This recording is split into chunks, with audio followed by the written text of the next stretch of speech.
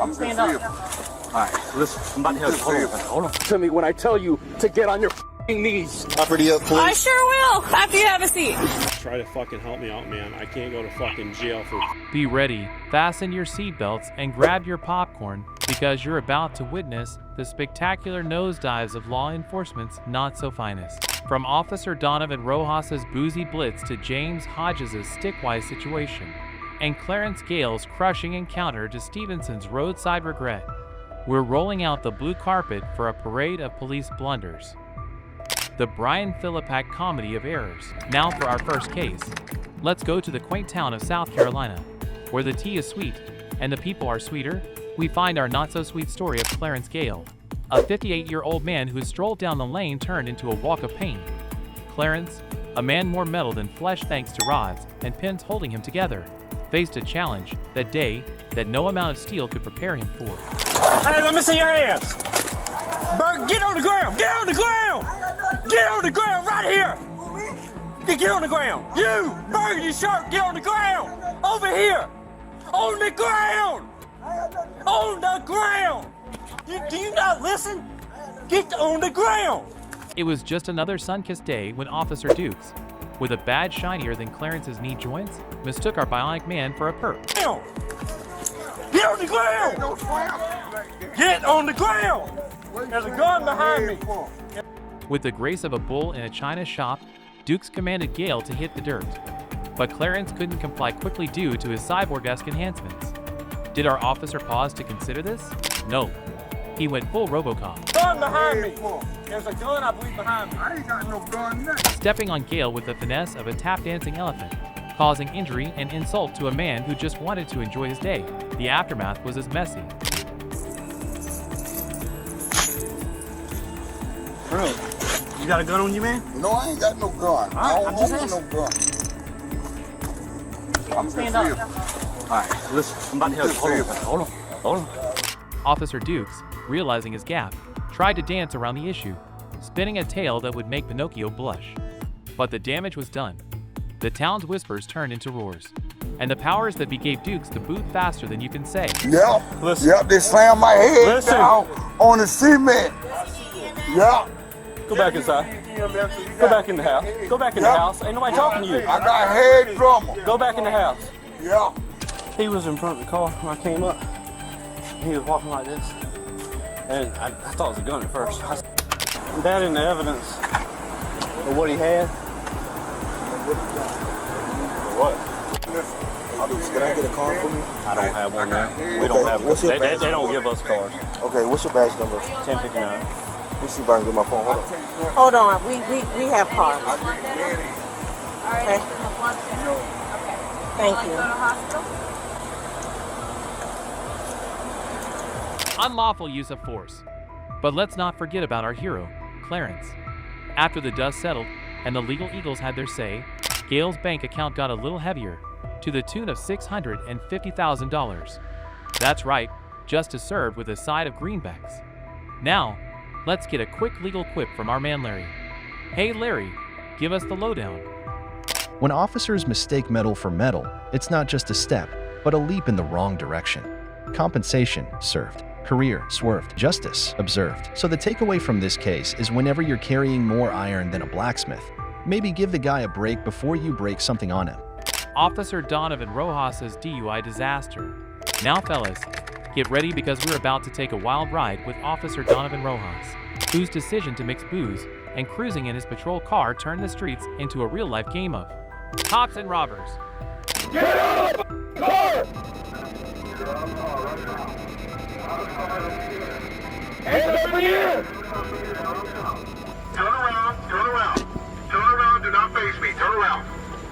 Just walk right here. Walk right here. Shut the up. Get right over here. I don't give a who you are. Get on your knees. Only this time, the cop was the robber of his own good sins, and the stakes were higher than his blood alcohol content. It all kicked off one fateful evening in Florida, where palm trees swayed, and Officer Rojas swerved at a hair-raising 110 miles per hour. Enter our valiant hero, or in this case, the anti-hero. Why you acting like that? I'm a cop. And you'll listen to me when I tell you to get on your knees. Where's...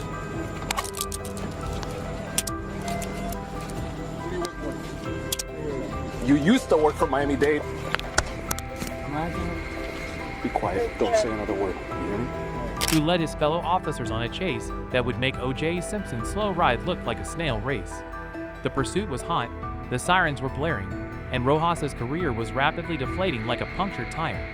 When the boys in blue finally caught up to him, Rojas was about as steady as a one-legged pirate on a booze cruise. The cuffs clicked, the charges stacked, and the reality of his situation hit Rojas like a ton of bricks. Or rather... Oh,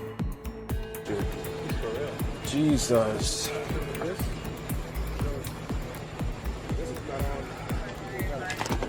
What? Sorry, I can't see it. Well, that wasn't on when he passed me. No, he's drunk. Did you turn that? Did you turn that on, or it was on? It was on right there. On, but the visor's up. Son of a... Is this an agency vehicle? Yes, sir. Bro, this is not the highlight of my day. I know. Bro. Sorry, brother, but... Yep, don't say anything else. A ton of sobriety tests he refused to take. Charged with fleeing and DUI, Rojas' tears flowed like the beer he probably wished he hadn't guzzled down. His career flashed before his eyes, and it was less. Officer of the Year, and more. Dude, where's my car? As Rojas sat in the confines of the station.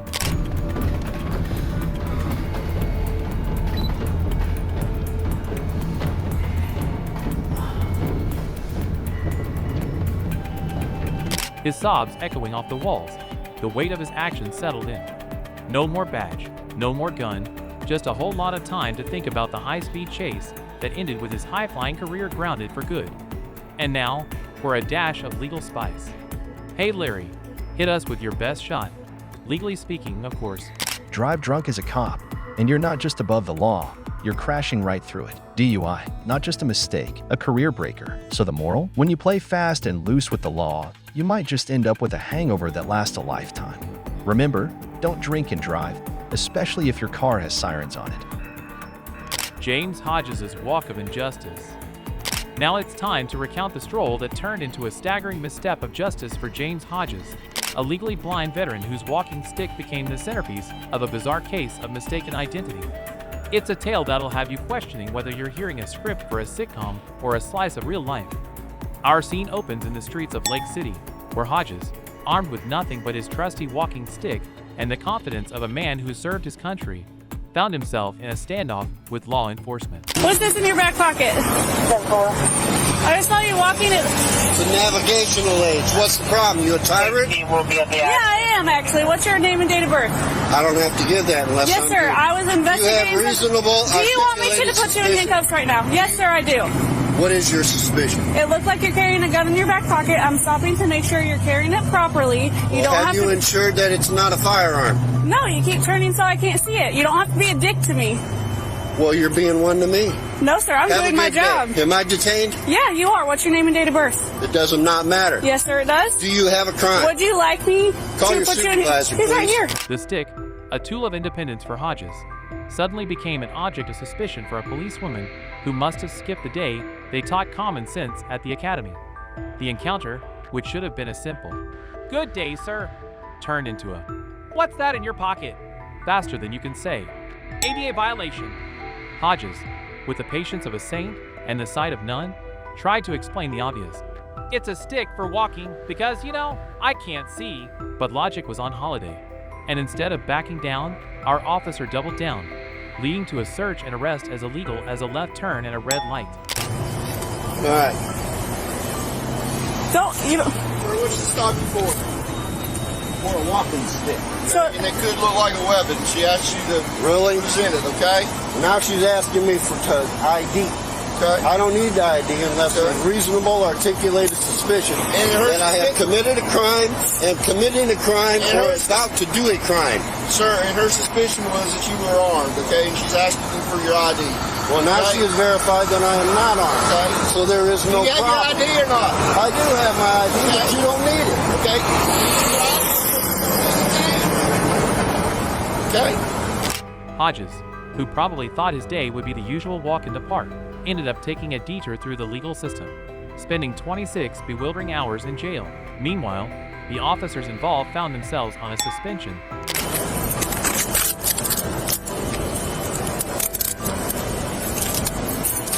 All right, let's go.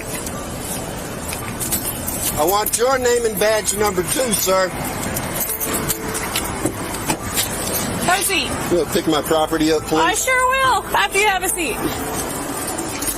You want to pull this out of my back pocket? Sure. Here, I'll grab your jacket for you, too. That was the professional equivalent of being sent to bed without supper. In the end, Hodges walked away with his dignity intact, while the officers walked away with their tails between their legs and their careers on thin ice. Now, let's take a moment to hear from our legal eagle, Larry, who's got more briefs than a laundry basket. Larry, enlighten us with your jurisprudence jive. Blind justice? More like blind misjudgment. Wrongful arrest isn't just unfair, it's an unlawful blunder of the badge. Time for the key takeaway. When it comes to law enforcement, seeing is believing, but understanding is paramount. And for those who wear the badge, a little discernment goes a long way, longer than a blind man's walking stick on a sunny Florida day. Midland County Sheriff Scott Stevenson's roadside regret.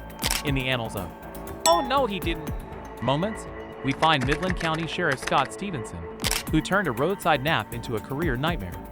On November 16, 2018, Stevenson became the star of a roadside drama that unfolded with all the suspense of a soap opera and the regret of a karaoke singer the morning after a big night out.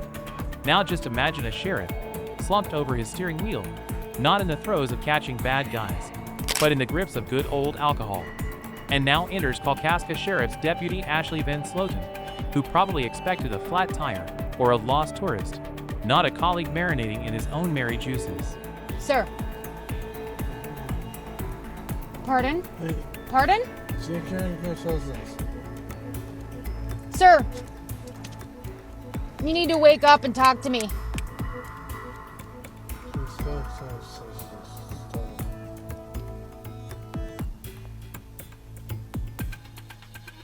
I don't understand. What are you doing? You're on the side of the road, slumped over. What's going on today? Oh, jeez.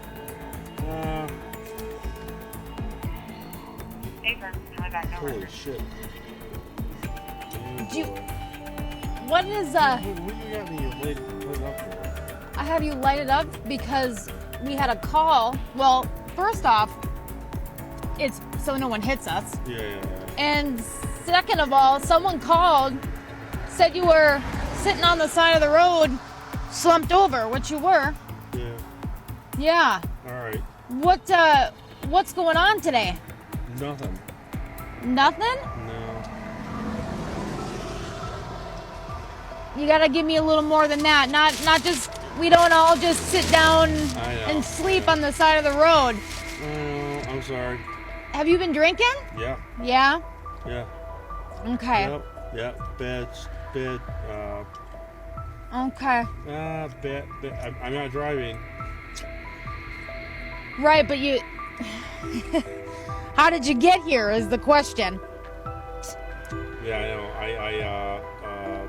Bad dealio. Where are you coming from? Midland. Midland? I'm from Midland. Okay. Hey. 4031 Central. He's responsive now. I've got him talking. Good. Okay. You know who I am or not? I don't know who you are. Look. Well, let me step out of the. No. It's Van Sloten. What's? Oh shit. Yeah. What well, the fuck? Are you kidding me? Well, someone. My dispatcher called. Someone thought you were dead over here. I'm fucking good. Hey. Listen, No, I don't know. Van Sloten, hey, listen. I don't know who you are. I'm fucking Midland County Sheriff.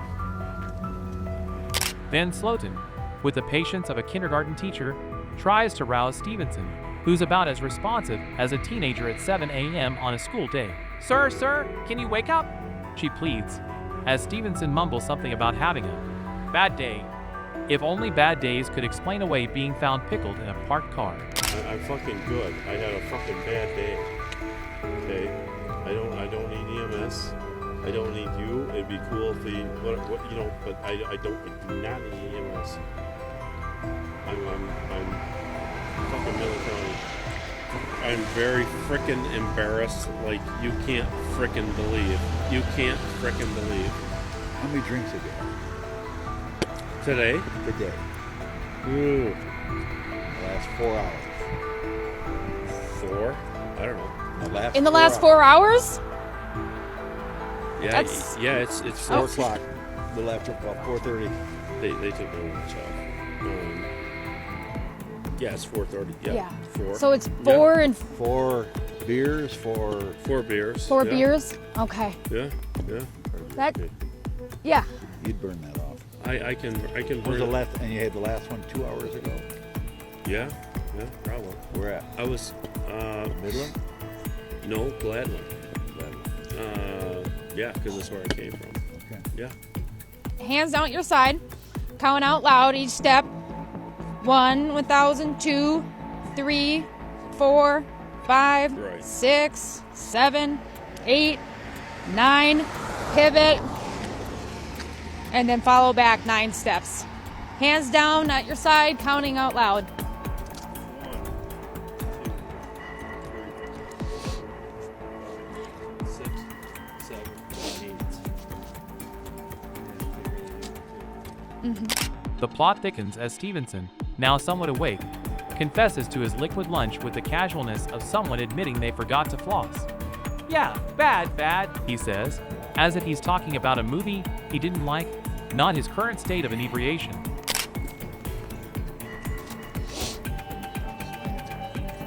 Yeah, you wanna start over when on a more flat surface? Okay.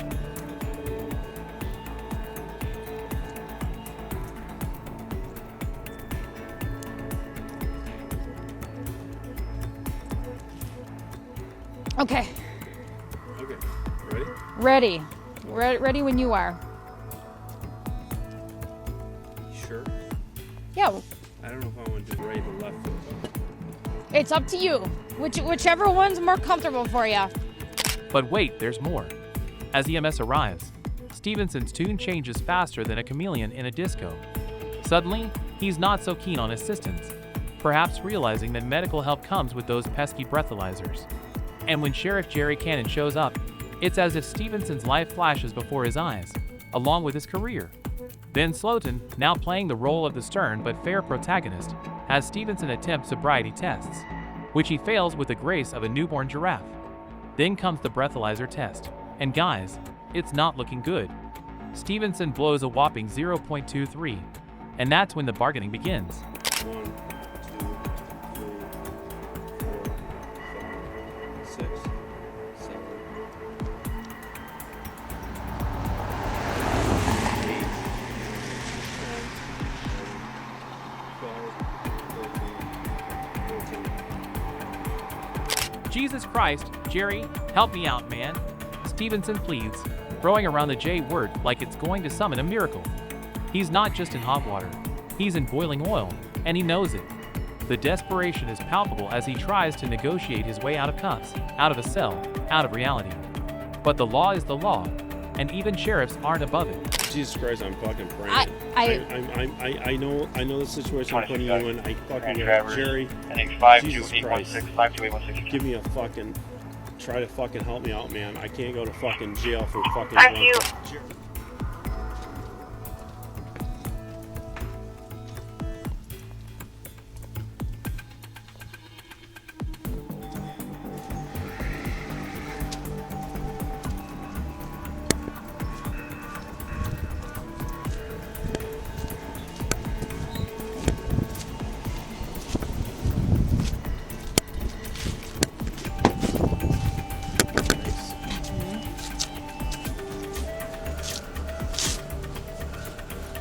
In.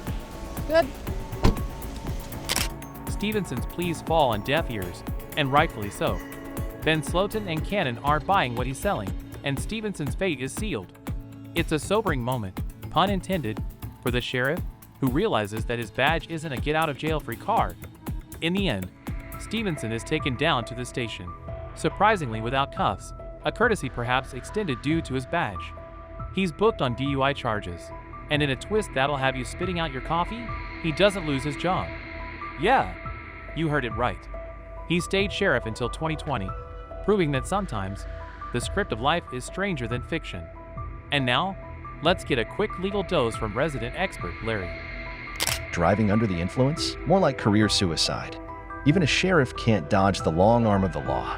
Now some advice for those in uniform thinking about turning their car into a tavern on wheels. Remember, the road to redemption is a lot longer than the one to the nearest bar.